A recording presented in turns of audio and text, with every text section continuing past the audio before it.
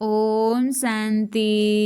25 मार्च 2026 के ईश्वरीय महावाक्य मुरली का सार। आज शिव बाबा कहते हैं सार में, मीठे बच्चे तुम महावीर हो, तुम्हें माया के तूफानों से डरना नहीं है।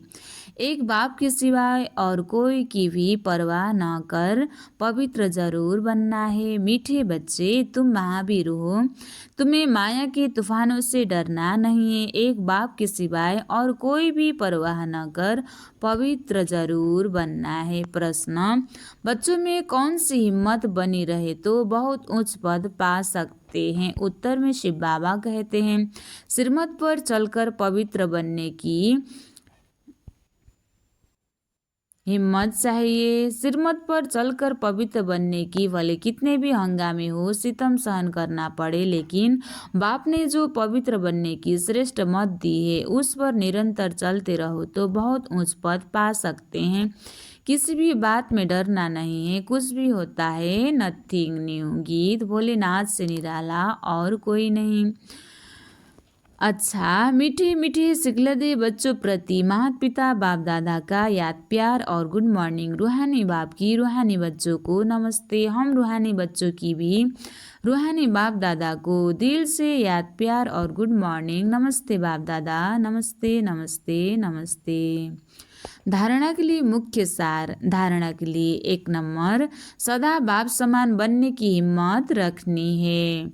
सदा बाप समान बनने की हिम्मत रखनी है। बाप पर पूरा वारी जाना है। दूसरा, किसी भी बात में डरना नहीं है, पवित्र जरूर बनना है। आज बाबा ने वरदान दिया है, समस्याओं को चढ़ती कला का साधन अनुभव कर सदा संतुष्ट रहने वाले शक्तिशाली भव। समस्याओं को चढ़ती कला का साधन अनुभव कर सदा संतुष्ट रहने वाले शक्तिशाली भव।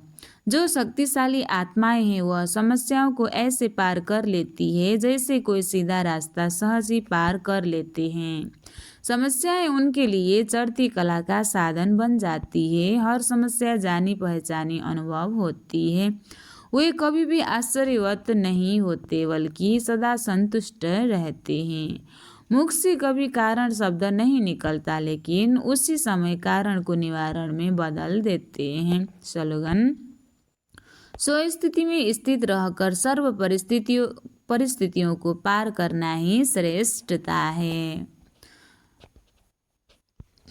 मातेश्वरी जी के अनमोल महावाक्य, परमार्थ से व्यवहार स्वतः सिद्ध होता है। भगवान वाचा है कि तुम मेरे द्वारा परम अर्थ को जानने से मेरे परम पद को प्राप्त करेंगे। अर्थात परमार्थ को जानने से व्यवहार सिद्ध हो जाता है। देखो, देवताओं के आगे प्रकृति तो चरणों की दासी होकर रहती है। यह 5 तत्व सुख स्वरूप मन इच्छित सेवा करते हैं। इस समय देखो, मन इच्छित सुख न मिलने के कारण मनुष्य को दुख अशांति प्राप्त होती रहती है। सतयुग में तो यह प्रकृति व अदब रहित है।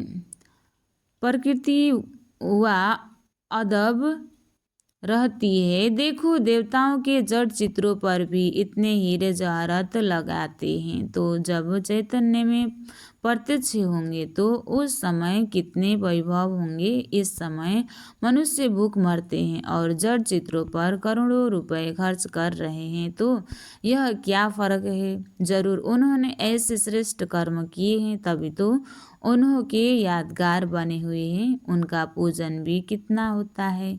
वह निर्विकारी प्रवृत्ति में रहते भी कमल फूल समान अवस्था में थे, परंतु अब वो निर्विकारी प्रवृत्ति के बदले विकारी प्रवृत्ति में चले गए हैं, जिस कारण सभी परमार्थ को भूल व्यवहार के तरफ लग गए हैं। इसलिए रिजल्ट उल्टी जा रही है। अब अपने को स्वयं परमात्मा आए विकारी प्रवृत्ति से निकाल निर्विकारी प्रवृत्ति सिखलाते हैं, जिससे अपनी जीवन सदाकाल के लिए सुखी बनती है। इसलिए पहले चाहिए परमार्थ, बाद में व्यवहार।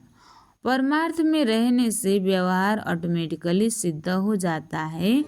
अच्छा, ओम शांति। अव्यक्त इशारे निश्चय के फाउंडेशन को मजबूत कर सदा निर्भय और निश्चिंत रहो। जैसे डॉक्टर पेशेंट को पहले फेथ में लगा देते हैं, पहले फेथ में लाते हैं, उन्हें विश्वास हो जाता है कि यह डॉक्टर बड़ा अच्छा है, यहाँ से शफा